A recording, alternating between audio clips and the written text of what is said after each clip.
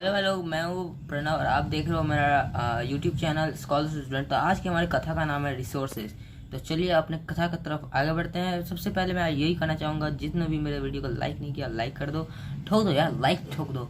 और अगर चैनल पर नए हो तो सब्सक्राइब करो। तो चलिए अपने कथा का शुभारंभ करते हैं। तो सबसे पहले देख लेते हैं रिसोर्सेज होता क्या है। All the things that satisfy our needs are called resources. Example human, fish, forest. मतलब हर एक चीज़ जो हम लोग की नीड्स को सेटिस्फाई करे, संतुष्ट करे। मतलब हम लोग मछली खाना, तुमको मच्छी दे यार ला के, अब मछली देगा कौन? आदमी ही देगा। तो इसलिए हम लोग आदमी हमारे लिए रिसोर्स पर हम लोग किसी भी कंपनी को चलाते हैं, इतना बड़ा कंपनी होता है तो हम लोग अकेले तो उसको संभाल नहीं सकते हैं। तो उसके लिए हम लोग आदमी रखते हैं, तो वो हमारे लिए रिसोर्स पर हर एक चीज़ जो हम हमें सेटिस्फाई करे। मतलब हम लोग सुपर मार्केट जाते हैं कुछ भी चीज़ खरीदने के लिए, तो वहाँ हम लोग को सेटिस्फाई मिलती है, इसलिए ना हम वहाँ पे जाते हैं। नहीं तो क्या शौक है वहाँ पे फालतू का जाने का। हर वो चीज़ जो हमारे नीड्स को सेटिस्फाई करे उसको हम लोग रिसोर्स कहते हैं। तो चलिए हम लोग आगे बढ़ते हैं।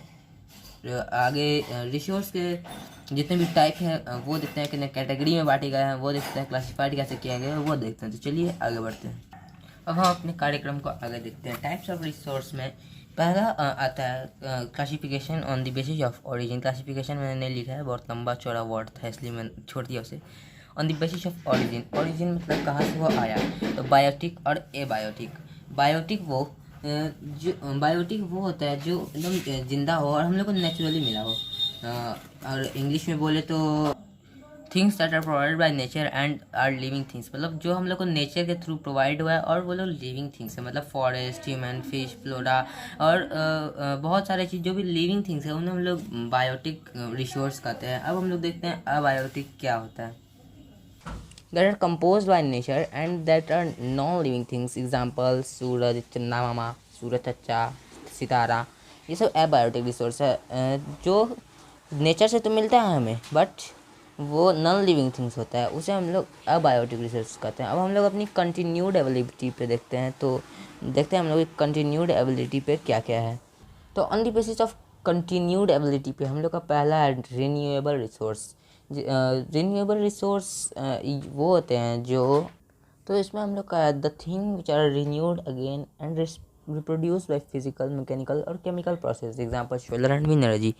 मतलब वो चीज़ जो रिन्यूड हो जाता है और रिप्रोड्यूस किया जा सकता है फिजिकल, मैकेनिकल और केमिकल प्रोसेस से, जैसे कि सोलर एंड विंड एनर्जी। अब हम लोग का दूसरा क्लासिफिकेशन नहीं, इसमें ही एक पार्ट है नॉन रिन्यूएबल रिसोर्स। सॉरी, इसमें दूसरा पार्ट है नॉन रिन्यूएबल रिसोर्स। तो उसके चलिए उसको देखते हैं क्या है। तो नॉन रिन्यूएबल रिसोर्स वो होता है जो एक बार ख़त्म होने के बाद फिर कभी हम लोग उसको ले नहीं सकते। मतलब आता तो है लेकिन मिलियंस बिलियंस टाइम लग जाता है उसको बनने में, जितना एक आदमी का तो लाइफ स्पैन नहीं होता है। मतलब अगर पेट्रोल बनता है तो वो कितना मिलियंस, 100 बिलियंस टाइम लेता है थोड़ा सा पेट्रोल बनने में। तो इतना तो किसी आदमी का लाइफ टाइम या लाइफ स्पैन तो नहीं होता है। तो इसलिए इसको नॉन रिन्यूएबल रिसोर्स कहा जाता है। May one exhaust then never be renewed. अगर एक बार एग्जॉस्ट हो गया, मतलब एग्जॉस्ट मतलब गायब हो गया, तो फिर ये कभी भी रिन्यूड नहीं हो सकता है। एग्जाम्पल पेट्रोल, कोल, टॉप सॉइल एक्सेट्रा। ऐसे ऐसे एग्जाम्पल इसका है, पेट्रोल, कोल, ये सब अगर एक बार यूज़ हो गया तो फिर कभी भी वापस नहीं आ सकता है। तो चलिए अगला हम लोग क्लासिफिकेशन देखते हैं, basis of stage of development. A potential resource, अब पोटेंशियल रिसोर्स है तो पोटेंशियल रिसोर्स वो होते हैं जो हम लोग यूज़ तो कर सकते हैं लेकिन मे बी फ्यूचर में वो यूज़ हो, क्योंकि अभी हम लोग अगर यूज़ करेंगे तो बहुत ज़्यादा एक्सपेंसिव पड़ेगा। तो इंग्लिश में बोले तो इसको हम लोग बोल सकते हैं these are the resource which are discovered and may be use in future. Example Rajasthan can generate much solar energy but it is very expensive. मतलब हम लोग उस रिसोर्स को तो ढूंढ चुके हैं बट उसको कभी फ्यूचर में हम लोग यूज़ करेंगे, ये सोचिए, क्योंकि अभी ये बहुत ज़्यादा एक्सपेंसिव पड़ेगा अगर हम लोग अभी इसको यूज़ करें। एग्जांपल है, राजस्थान बहुत ज़्यादा सोलर एनर्जी जनरेट कर सकता है बट हम लोग अब उसको यूज़ नहीं करते हैं क्योंकि बहुत ज़्यादा वो खर्चीला होगा।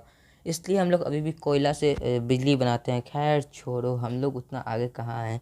तो हम लोग चलते हैं अपने नेक्स्ट रिसोर्स की तरफ, डेवलप्ड रिसोर्स। तो developed resource, these are the resource which we have developed and in use is called developed resource. मतलब ये सब वो रिसोर्स हैं जिसे हम लोग डेवलप तो कर चुके हैं, उसको ढूंढ चुके हैं और वो यूज़ में भी है, उसको हम लोग डेवलप्ड रिसोर्स कहते हैं। तो चलिए हम अपनी आगे कहानी देखते हैं क्या है classification of the basis of utility. तो चलिए आगे आते हैं। तो पहला हमारा है agriculture resource. The resource which we derived from agriculture are called agriculture resource. तो रिसोर्स जो हम लोग एग्रीकल्चर से डिराइव करते हैं, लेते हैं, उसको हम लोग एग्रीकल्चर रिसोर्स कहते हैं। तो फॉर एग्जांपल जो हम लोग को रॉ मटेरियल देती है, हम लोग इंडस्ट्री में उससे डिफरेंट चीज़ बनाते हैं। लेकिन यार ये सब चीज़ ना हर एक सब्जेक्ट में दे दिया, मैथ्स में भी दे दिया, मैथ्स में नहीं यार, डर है कि मैथ्स में ना दे दे, मतलब साइंस में भी है और कभी कभी तो ये ज्योग्राफी में तो है ही, कभी कभी तो लगता है मेरे को कि ये मैथ्स में भी ना दे दे। पता नहीं क्या होगा हमारे देश का, ये तो कुछ कहना मुश्किल ही है भाई, क्योंकि ये हर एक चीज़ में दे दिया है। मतलब ज्योग्राफी में भी है, साइंस में भी है, इंग्लिश में भी है, हमको तो डर है कि कभी मैथ्स में ना दे। खैर छोड़ो, चलते हैं अपने अगली तरफ।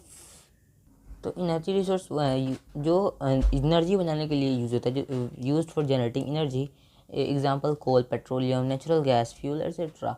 मतलब जिस चीज़ से हम लोग एनर्जी बनाते हैं, चाहे वो कोई भी एनर्जी हो, सोलर एनर्जी हो या फिर विंड एनर्जी हो या फिर वो मोटरसाइकिल ही चलाने के लिए काम आए, कोई भी ऐसा चीज़ जिससे एनर्जी प्रोड्यूस हो, उसको हम लोग एनर्जी रिसोर्स कहते हैं। अब हम लोग का नेक्स्ट पार्ट है मिनरल रिसोर्स। तो देखते हैं मिनरल रिसोर्स क्या है। All the resources which you get from earth crust are called mineral resource।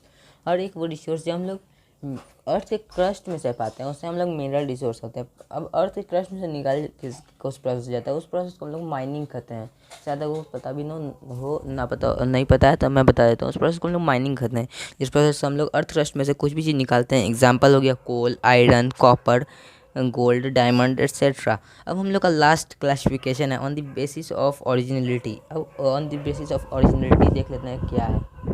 तो हम लोग का बेसिस ऑफ ओरिजिनलिटी पे है पहला नेचुरल रिसोर्स और मैन मेड रिसोर्स। मेरे ख्याल से ये दोनों आप लोगों को आता ही होगा, और फिर भी मैं आपको बता देता हूँ। नेचुरल रिसोर्स वो होता है जो हम लोग को गिफ्ट होता है नेचर के थ्रू, जो हम लोग खुद बना नहीं सकते, वो नेचर के थ्रू ही होता है। जैसे रॉक्स, मिनरल्स, रॉक्स हो गया, फिर मिनरल्स हो गया, ये सब चीज़ हम लोग खुद नहीं बनाते, ये हम लोग को नेचर के थ्रू मिला होता है। और फिर प्लांट्स हो गया, ये हम लोग नेचर के थ्रू पाते हैं। और दूसरी तरफ मैन मेड रिसोर्स वो थे जो हम लोग खुद बनाते हैं, जैसे कि टीवी, 56 इंच का टीवी, फिर कीबोर्ड, ये सब चीज़ सब हम लोग खुद बनाते हैं। ये सब हुआ मैन मेड रिसोर्स। तो अगर आप लोगों को वीडियो अच्छा लगा हो तो लाइक करना, सब्सक्राइब करना और ज़्यादा से ज़्यादा शेयर करना। तो तब तक के लिए बाय बाय।